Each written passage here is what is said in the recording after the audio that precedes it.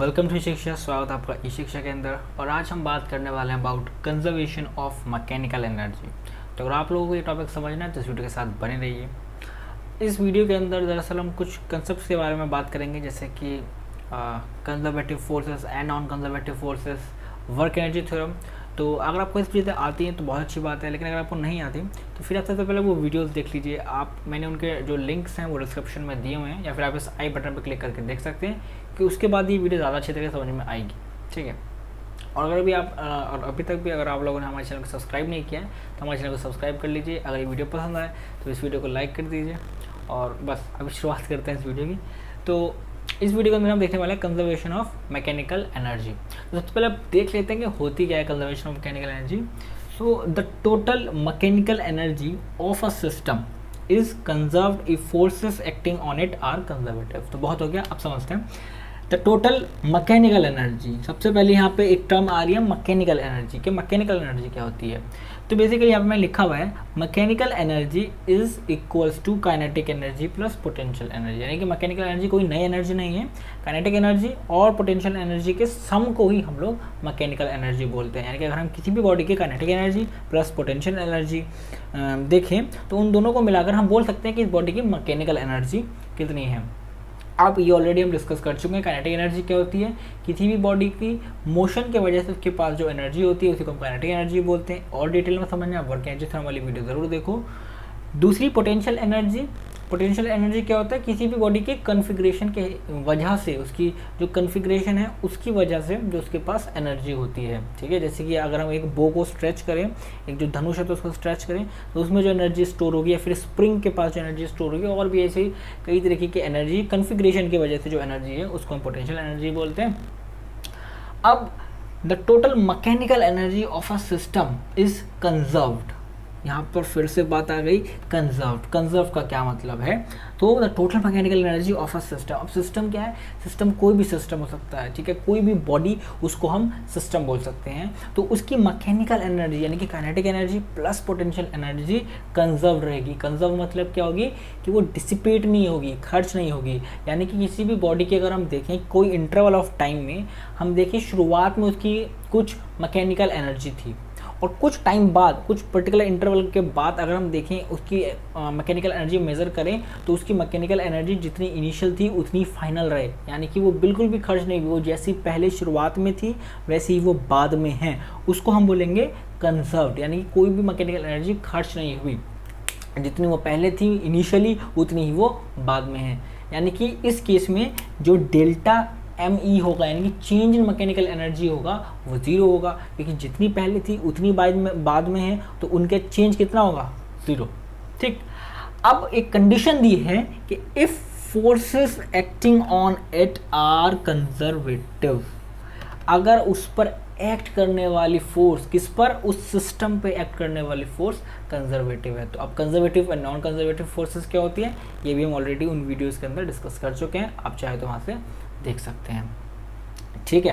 तो यहाँ से हमने बात समझ ली कि जो मैकेनिकल एनर्जी होगी किसी भी सिस्टम की वो कंजर्व रहेगी, यानी कि वो खर्च नहीं होगी, जितनी शुरुआत में है उतनी बाद में रहेगी। कब? जब उस पर एक्ट करने वाली फोर्सेस कंजर्वेटिव हों। ठीक है।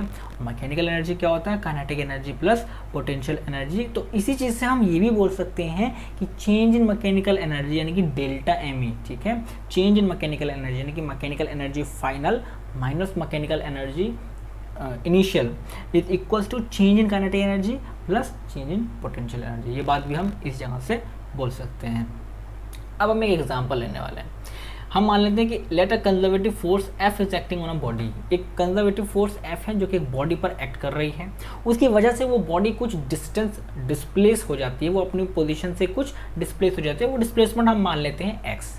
इस केस में हम लोग वर्क आराम से कैलकुलेट कर सकते हैं। ये हमने बेसिक्स ऑफ वर्क के बारे में सीखा ही है उस वीडियो के अंदर, और आज तक सभी को पता ही होगा कि force into displacement is equals to work. तो हमने निकाल दिया Fx is equals to delta K, change in kinetic energy. अब ये चीज़ कहाँ से आई? ये चीज़ समझनी है तो आपको वर्क एनर्जी थ्योरम समझनी पड़ेगी, जो ये बताती है कि the total work done on a body is equals to change in kinetic energy. वही चीज़ हमने लिख दी, work done is equals to change in kinetic energy.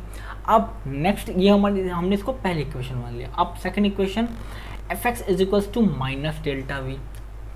ये work done minus delta v के इक्वल कैसे होगा, क्योंकि ये जो फोर्स है ये कंजर्वेटिव फोर्स है और पोटेंशियल एनर्जी को डिफाइन ही ऐसे किया जाता है, it is defined as the negative of work done by conservative force. अब ये फोर्स कैसी है, कंजर्वेटिव, इसने इस बॉडी को एक्स डिस्प्लेस किया तो इसके द्वारा जो वर्क होगा वो कैसा होगा, कंजर्वेटिव जो है वर्क जो है इसका कंजर्वेटिव फोर्स वाला होगा। तो यहाँ पर जो एफ एक्स है ये क्या है, work done by conservative force, क्योंकि एफ यहाँ पर कंजर्वेटिव फोर्स है।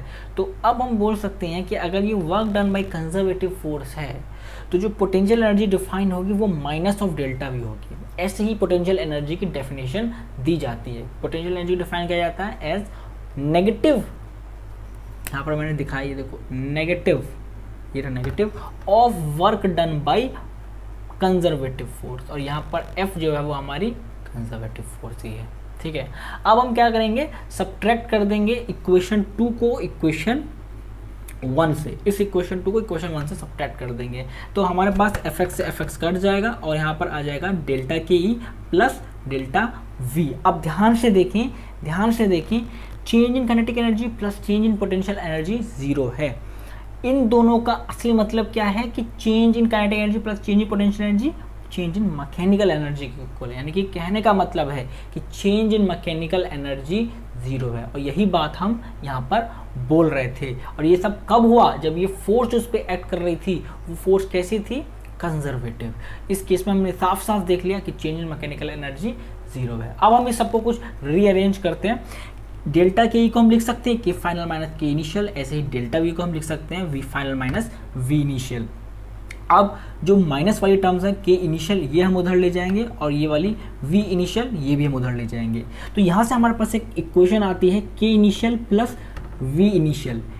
इसको हम क्या बोल सकते हैं, टोटल को मैकेनिकल एनर्जी इनिशियल, यानी कि जितनी मैकेनिकल एनर्जी इनिशियली थी, शुरुआत में थी, और के एफ प्लस वी एफ को हम बोल सकते हैं मैकेनिकल एनर्जी फाइनल, यानी कि मैकेनिकल एनर्जी किसी बॉडी की जितनी फाइनली थी।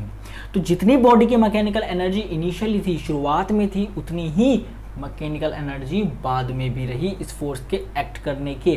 तो यहाँ से हम ये चीज बोल सकते हैं कि mechanical energy of this system remains conserve, और यही चीज हम बोल रहे हैं कंजर्वेशन ऑफ मैकेनिकल एनर्जी के अंदर। अब हमने यहाँ पे एक चीज़ मानी है कि ये जो फोर्स इस पे एक्ट कर रही है ये कंजर्वेटिव है, लेकिन ज़रूरी नहीं कि हर बार कंजर्वेटिव फोर्स ही एक्ट करे। हो सकता है नॉन कंजर्वेटिव फोर्सेस भी खेल खेलने आ जाए, हो सकता है एक्सटर्नल फोर्स भी खेल खेलने आ जाए। तो उस केस में क्या ये सब चीज़ें ट्रू होंगी, तो उस केस में इक्वेशन थोड़ी सी बदल जाएगी। अब वो क्या होगी ये समझते हैं। क्लास 10th में हम लोग एक चीज़ प्रूफ करते थे कि जब भी हम कभी एक बॉल को ऊपर की तरफ फेंकते हैं तो उसकी मैकेनिकल एनर्जी कांस्टेंट रहती है ना। एक हम टॉप पॉइंट ले लेते थे, एक मिडिल पॉइंट और एक बॉटम पॉइंट, और उन तीनों पॉइंट पर हम मैकेनिकल एनर्जी को इक्वल दिखा देते थे कि जितनी यहाँ है उतनी यहाँ है उतनी ही यहाँ है। ये चीज़ हम दिखाते थे, ये हम प्रूफ करते थे। लेकिन उस प्रूफ के अंदर हम लोग एयर रेजिस्टेंस को 0 मानते थे। एयर रेजिस्टेंस क्या है हमारी, एयर रेजिस्टेंस एक नॉन कंजर्वेटिव फोर्स है। तो अगर एयर रेजिस्टेंस होगी तो क्योंकि हम वो चीज़ प्रूफ नहीं कर पाएंगे, उस केस में क्या होगा, कुछ मैकेनिकल एनर्जी स्पेंड हो जाएगी उस एयर रेजिस्टेंस के खिलाफ वर्क करने में। ठीक है, उस एयर रेजिस्टेंस के खिलाफ वर्क करने में कुछ मैकेनिकल एनर्जी स्पेंड हो जाएगी, जिसके वजह से मैकेनिकल एनर्जी इनिशियल कुछ ज़्यादा होगी जबकि मैकेनिकल एनर्जी फाइनल कुछ उससे कम होगी। तो उनका चेंज इन मैकेनिकल एनर्जी 0 नहीं आएगा क्योंकि कुछ एनर्जी स्पेंड हो गई है। अब वो जो एनर्जी स्पेंड हुई है वो कहाँ स्पेंड हुई है, उस क्या बोल सकते हैं नॉन कंजर्वेटिव फोर्स की वजह से, या हो सकता है कोई एक्सटर्नल फोर्स हो, या हो सकता है दोनों हो, एक्सटर्नल भी हो और नॉन कंजर्वेटिव भी हो। तो कुछ मैकेनिकल एनर्जी उनके खिलाफ वर्क करने में स्पेंड हो जाएगी। ठीक है, अब वो कितनी स्पेंड होगी, जितना उन पे वर्क करना है। ठीक, तो यहाँ से हम इस इक्वेशन को, अगर इन केस किसी भी क्वेश्चन के अंदर हो सकता है आपको दिया हो कि इतनी उस पर एक्सटर्नल फोर्स एक्ट कर रही है, तो उस केस में ये वाली इक्वेशन को हम लोग यूज़ करने वाले हैं। Change in kinetic energy plus change in potential energy is equal to work external plus work of non conservative force. Basically work क्या है, ये वर्क ऑफ एक्सटर्नल फोर्स का मतलब इतनी एनर्जी मैकेनिकल एनर्जी, इतनी मैकेनिकल एनर्जी इनके ऊपर spend हो जाएगी इनके खिलाफ लड़ने में। ठीक है, ये सिंपल इसका मतलब हो गया। अब यहाँ पर अगर हम एक चीज़ ध्यान से देखें तो हम क्या करते हैं, इस डेल्टा के ई को यहीं रहने देते हैं और इस डेल्टा वी को उधर की तरफ ले जाते हैं। Work external plus work non conservative plus minus delta we. अब माइनस डेल्टा वी मतलब इस माइनस डेल्टा वी को क्या हम ऐसा लिख सकते हैं, work done by conservative force. ऐसे ही पोटेंशियल एनर्जी हमारी डिफाइन होती है as the work as negative of the work done by conservative force. तो यहाँ पर ये नेगेटिव ऑफ पोटेंशियल एनर्जी है, तो यहाँ पर क्या हम लिख सकते हैं, plus work done by conservative force. तो अब अगर हम यहाँ पे ध्यान से देखें तो work done by external force, work done bye non conservative force, work done by conservative force, सारी फोर्सेस नहीं आ गई यहाँ पे। यानी कि हम लिख सकते हैं कि वर्क डन टोटल या फिर net work done is equals to change in kinetic energy. और यही हमारी वर्क एनर्जी थ्योरम भी कहती है, यही बात हमारी वर्क एनर्जी थ्योरम भी कहती है, यही बात हमने वर्क एनर्जी थ्योरम वाली वीडियो के अंदर भी बताई थी। तो उम्मीद है आपको ये पूरी चीज़ समझ में आ गई होगी, क्या है कंजर्वेशन ऑफ मैकेनिकल एनर्जी। अगर समझ में आई है तो प्लीज़ वीडियो को लाइक कीजिए, अगर कुछ डाउट है तो इस कमेंट सेक्शन में ज़रूर बताइए। एंड आपको किसी और टॉपिक पे वीडियो बनवानी तो उसके लिए भी प्लीज़ कमेंट कीजिए। एंड कीप वॉचिंग शिक्षा।